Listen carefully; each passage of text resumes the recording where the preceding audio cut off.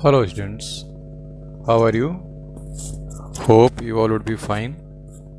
So today for class 9th, I'm going to tell you about the graphical representation of motion. Till now we have studied about the motion and types of motion, concept of quantities like scalar quantity, vector quantity, then the difference between displacement and distance, speed and velocity, and then the concept of acceleration we have discussed. Along with that, I have explained some questions also, and today we are going to see graphical representation of motion. So what is graphical representation?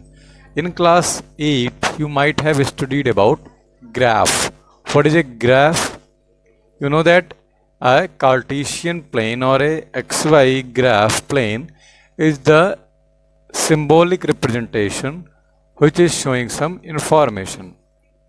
So here also we will try to depict some result from the pictures in the name of graph, and we will try to get some overviews by seeing them without looking into the actual situation. So now, as we have studied till now, there are two types of motion. One is uniform motion, one is non-uniform motion. So let us see what is the meaning of graph. So here we have to see two types of graphs. One is distance time graph and one is velocity time graph. Distance time graph will be a graphical representation of the relation between the distance as well as time. How the distance is varying with respect to time, because time is independent quantity. Time cannot be controlled, but distance or displacement can be controlled. Here we can say the distance as displacement also, conditioned that the magnitude of displacement and the distance should be equal. As you know that there is difference between displacement and distance. If you do not know, you can go to the video of motion first. In that you can see. Now let us discuss the first graph. As you see in the paper, what is written? Distance time graph. In that the first category is uniform speed. So what do you see in the figure? As you can see, one axis horizontally is taken, one is vertical. On horizontal axis I have taken time, and on vertical axis I have taken distance. We can take displacement also, given that the magnitude of distance and displacement should be equal. Now here as you can see, there is one straight line making some 45-degree angle with both the horizontal axis as well as vertical axis. So what do you see here? As the time is increasing, in the same ratio the distance is also being increased. It means that there is direct variation between the time as well as the distance or displacement. So this is true only for the uniform speed. So this will be the condition for uniform speed. Now next is non-uniform motion. So what do you see in the graph? As you can see, the time is increasing, distance is increasing, but there is no direct variation. As you see in the beginning, the time increases with respect to time, the distance is increasing in very less amount. Okay, but after certain time there is sudden change in the distance. It means initially it was increasing slowly, but after some time the distance is being changed at a great extent. So this is non-uniform motion. Like when we are riding bike or vehicle on the road. So if there is a case of jam or very much traffic is there on the road, we are going very slowly. But when we get the free road, we take the full speed of the vehicle. So this is the case when we see it. So this is called non-uniform motion. It is increasing. Okay, and it can be opposite also, like you are at very high speed, so that type of graph can be drawn like this, as you can see to the left side of my paper here. Initially you are at very higher speed and slowly it is decreasing, or gradually it is decreasing. Correct? So these are the examples of non-uniform motion. Last you can see I have not written anything and I have drawn a graph. So can you guess which type of graph this can be? What do we interpret from here? First let us see. This is the time axis and this is the distance axis. Now what do you see? With respect to time, the distance is being constant. It means the time is increasing, but there is no variation in the distance. So when this case can be happened? Obviously when the object is being at rest. If the object is at rest, this will be the case of the graph will be drawn when the object is being at rest. Means there is no change in the position of the object while the time is being continued. Okay, so these were the types of graphs which were distance time graphs we have discussed. Now we will go for the velocity time graph. We can say them speed time graph also, conditioned that the magnitude of the displacement and distance should be same. One more thing from here we can depict. Let us see. In uniform speed, as you know that distance, speed and time has a relation. Speed is equal to distance upon time. Now if you are given the time and distance, how can you get the speed?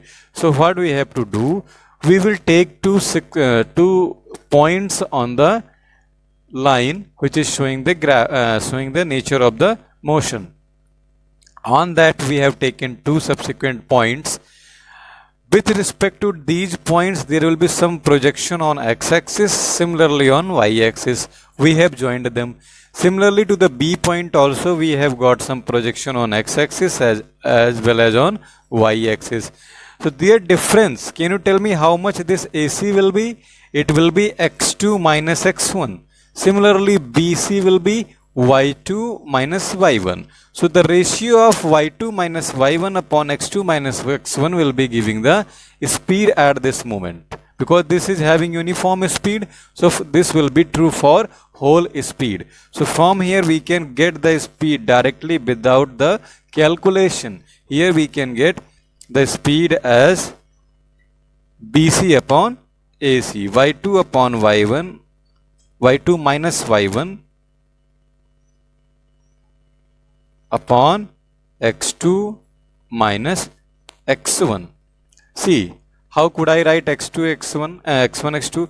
The first projection of A I have taken as x, and the projection of B on x-axis I have taken as x2. So x1 and x2 are the two positions giving the value of AC. Similarly, I have taken the two positions of y1 and y2 on y-axis, and they are giving the speed.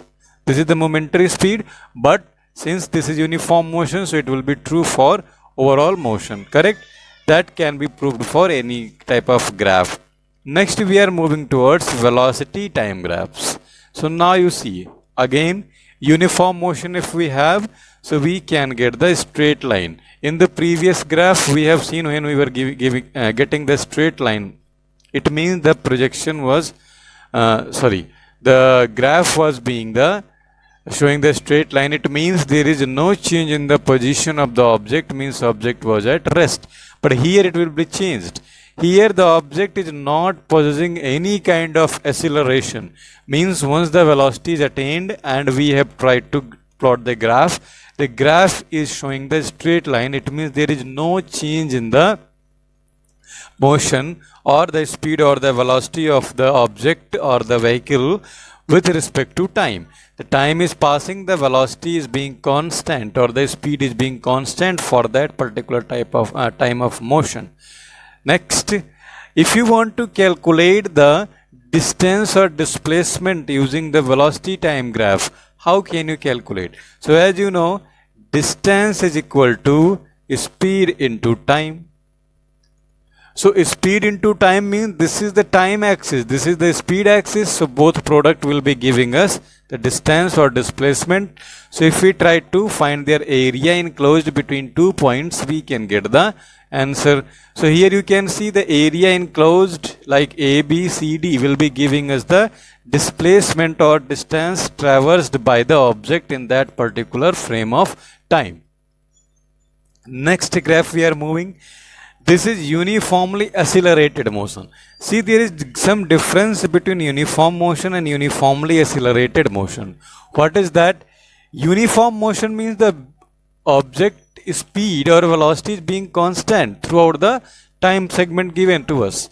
But here uniformly accelerated motion means the time is increasing as well as in the same ratio that directly proportional velocity is also increasing. Means time is directly increasing with, velocity is directly increasing with respect to time. As the time is being passed in a fixed ratio, the velocity is also increasing. So as you can see, here some values would be given. So you can see that the time is being increasing, the velocity is also increasing in the same ratio. Correct? Here also if you want to calculate the displacement or distance, you can find the total area. Here you can see a trapezium, so you know how to calculate the area of a trapezium. Sum of parallel sides into distance between them divided by 2. If it is uniformly increasing motion or accelerated motion, its reverse is also true, the uniform decelerated motion. That is, here I have plotted the graph. At the starting of the graph, you can see the velocity is having the peak value, highest value. But as the time is increasing, the velocity is being subsequently decreased. It means this will be uniformly retarding motion. Next, non-uniform motion. Non-uniform motion means that we possess in our daily life. If an object is possessing some velocity, maybe at some fragment he is increasing the speed. But due to some conditions, the speed is getting decreased.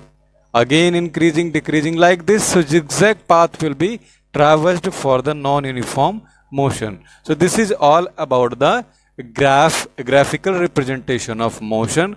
Two types of graph we have studied. First one is yes, speed time graph, and second one is velocity time graph. What do we interpret from velocity time graph and what do we interpret from speed time graph? Both I have explained.